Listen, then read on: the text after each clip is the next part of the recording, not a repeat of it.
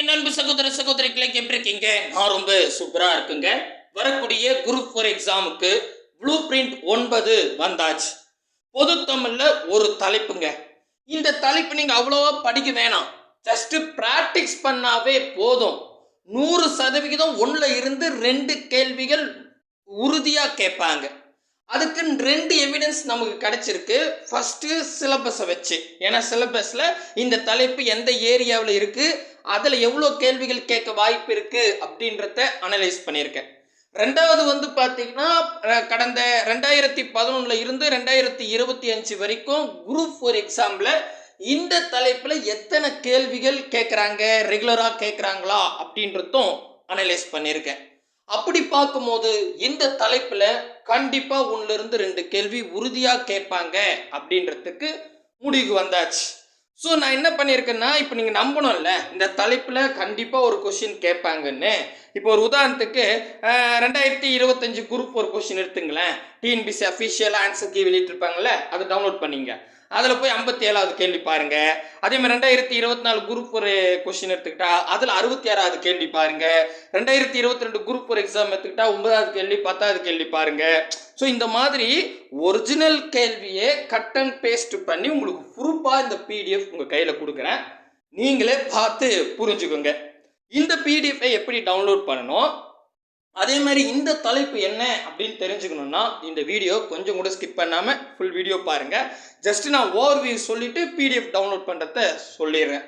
முக்கியமாக நம்ம சேனலுக்கு நீங்கள் புதுசாக இருந்தால் சப்ஸ்கிரைபிள் பண்ணிங்க. ஏன்னா நம்ம வந்து பார்த்தீங்கன்னா கிட்டத்தட்ட வரக்கூடிய குரூப் 4 எக்ஸாமுக்கு 150 தலைப்புகள் ப்ளூ பிரிண்ட்டாக கொடுக்க போகிறோம். இதில் வந்து பார்த்தீங்கன்னா 160 கேள்விகள் வரைக்கும் நேரடியாக கேட்க வாய்ப்பு இருக்குது. ஸோ இந்த தலைப்பெல்லாம் நீங்கள் ரெகுலராக ஃபாலோ பண்ணனா சப்ஸ்கிரைபிள் பண்ணி வச்சுக்கோங்க. ரைட், அது என்ன தலைப்பு அப்படின்னு கேட்டா ப்ளூ பிரிண்ட் 9ல வேர் சொல் தேர்வு செய்தல், அதாவது வேர் சொல் கண்டறிதல், இந்த தலைப்பு தாங்க. இந்த தலைப்பு சிலபஸ்ல எங்க இருக்கு அப்படின்னு கேட்டா நம்ம புது சிலபஸ் எடுத்துங்க. யூனிட் 1 எடுத்துக்கிட்டா இலக்கணம் கொடுத்துட்டு 25 கேள்விகள் கேட்குறாங்க. இந்த 25 கேள்விக்கு 2 டாபிக் பிரிச்சிருக்காங்க. எழுத்து சொல் அப்படின்னு 2ஆ பிரிச்சிருக்காங்க. அதில் சொல்லுல முதலா வேர் சொல் அறிதல் அப்படின்னு கொடுத்துருப்பாங்க. இந்த வேர் சொல்ல வச்சுக்கிட்டு வினையச்சம், வினையால் அணையும் பெயர், வினைமுற்று அப்படிலாம் இருக்கும். அதெல்லாம் கன்வென்ஷனல். அது கிடையாது. நான் அதை சொல்ல கன்வெர்ட் பண்ணுறத பற்றி அப்புறம் பார்த்துக்கலாம். ஜஸ்ட் ஒரு சொல்ல கொடுத்துட்டு அதுக்கு வேர் சொல் கண்டுபிடிக்கிறது. இதில் மட்டுமே ரெகுலராக ஒரு கொஷின் கேட்டுட்டு இருக்காங்க.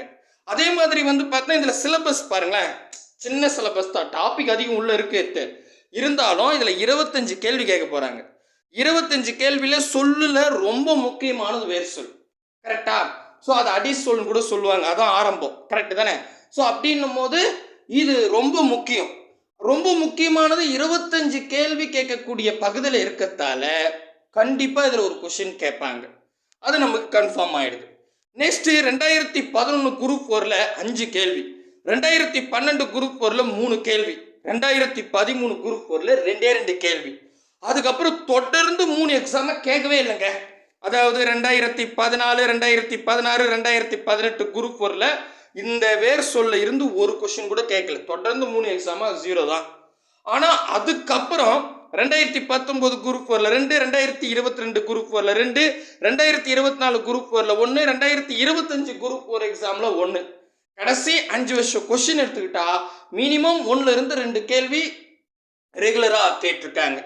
சரி, இப்போ நடுவில் 3 எக்ஸாம் கேட்கலையே, அதே மாதிரி நம்மளும் கேட்கலாம், என்ன பண்ணுறதுன்னு உங்களுக்கு ஒரு டவுட் வரும்.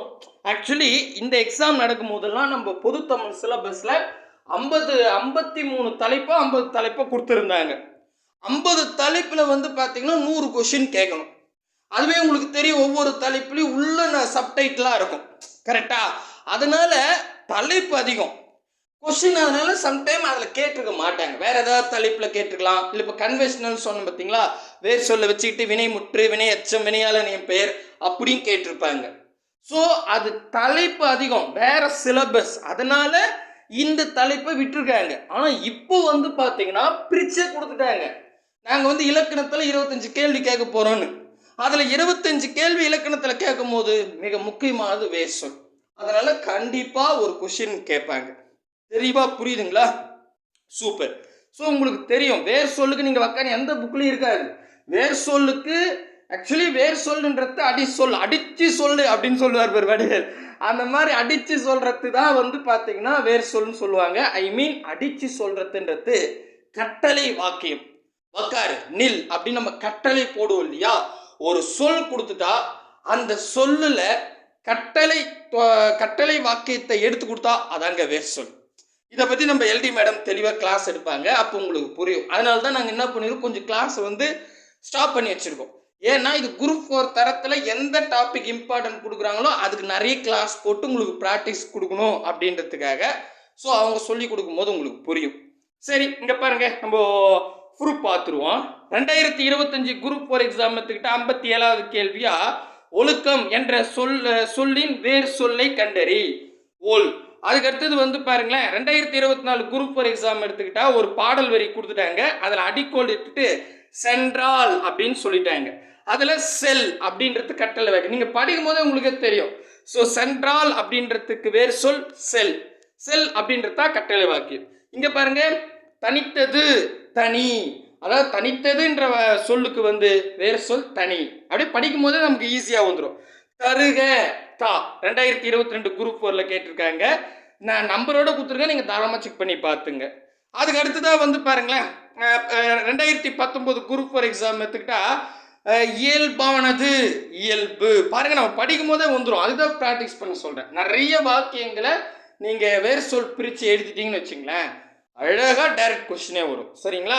அதுக்கடுத்து 2019 குரூப் 4 எக்ஸாம் எடுத்துக்கிட்டா 15வது கேள்வியா, இதில் வந்து பார்த்தீங்கன்னா கீழே கொடுத்துருக்காங்க கற்றல் கல் அப்படின்ற மாதிரி. அடுத்தது 2013 குரூப் 4 எக்ஸாம் எடுத்துக்கிட்டா உலகம் உளவு. 2013 குரூப் 4 எக்ஸாம்லேயே வாழ்த்துவோம் வாழ்த்து, இதெல்லாம் கட்டளை வாக்கியமா வருது. ஸோ இதே மாதிரி பார்த்தீங்கன்னா 2022 2012 குரூப் 4ல 2011 குரூப் 4ல கேட்ட கொஸ்டின் எல்லாத்தையும் உங்களுக்கு லிஸ்ட்டாக கொடுத்துட்டேன்.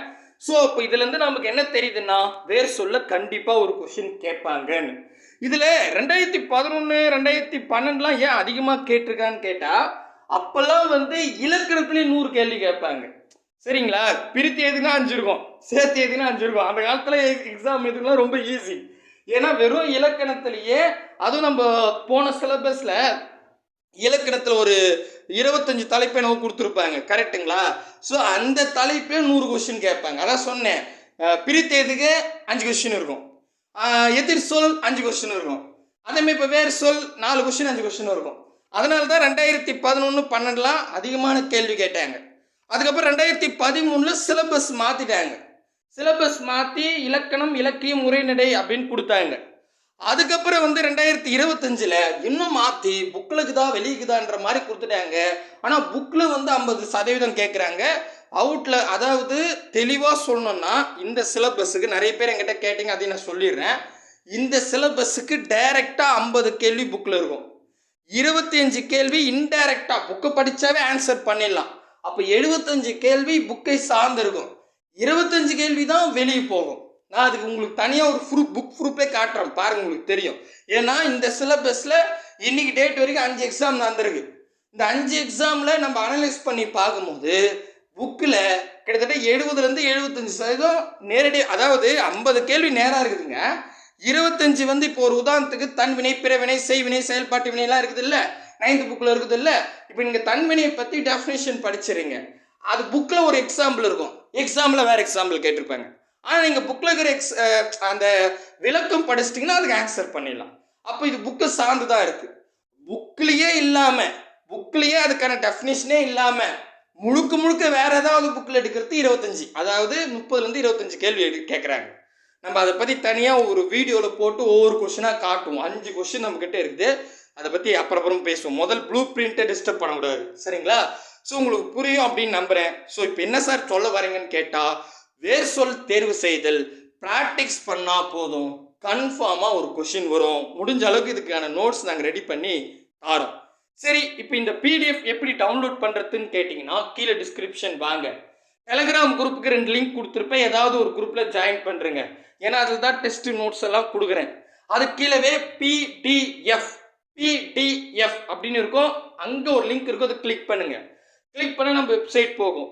நம்ம வெப்சைட் போனால் அப்படியே கீழே வந்தீங்கன்னா ஒரு டேபிள் கட்டிட்டு ப்ளூ பிரிண்ட் 9 வேறு சொல் தேர்வு செய்தல் சொல்லிட்டு டவுன்லோட் அப்படின்னு ரெட் கலரில் இருக்கும். டவுன்லோட் அதை கிளிக் பண்ணுங்கள். கிளிக் பண்ணால் அப்படியே வெயிட் பண்ணுங்கள். அங்கேயே டைமர் ஓடும் 10 செகண்ட், 10, 9, 8ன்னு 10 செகண்ட் அங்கேயே வெயிட் பண்ணிங்கன்னா ரீலோட் அப்படின்னு காட்டும். ரீலோட் காட்டின உடனே ஆட்டோமேட்டிக்காக டவுன்லோட் ஆகிடும். சில மொபைலில் அப்படியே பிடிஎஃப் ஓப்பன் பண்ணி காட்டும், சில மொபைல் அங்கே மேலே சிம்பிள் காட்டும் டவுன்லோட் ஆகிடுச்சின்னு. ஸோ நீங்கள் ஓப்பன் பண்ணி பார்த்துக்கலாம். ரொம்ப சிம்பிள் தான், சரிங்களா? ஸோ இப்போ இன்னைக்கு டேட் வரைக்கும் நம்ம 9 தலைப்பு கொடுத்துருக்கோம். கூடிய சீக்கிரம் 10வது தலைப்பில் மீட் பண்ணலாம். ஏதாவது டவுட் இருந்தால் கேளுங்க. எப்படி இருக்குது இந்த பிளான் அப்படின்றதும் கண்டிப்பாக உங்கள் சப்போர்ட் தேவை. ஸோ உங்களுடைய கருத்துக்களை கமெண்ட் செக்ஷனில் கொடுங்க, லைக் பண்ணுங்கள், உங்கள் ஃப்ரெண்ட்ஸுக்கு ஷேர் பண்ணுங்கள். பாய் பிரதர் அண்ட் சிஸ்டர்.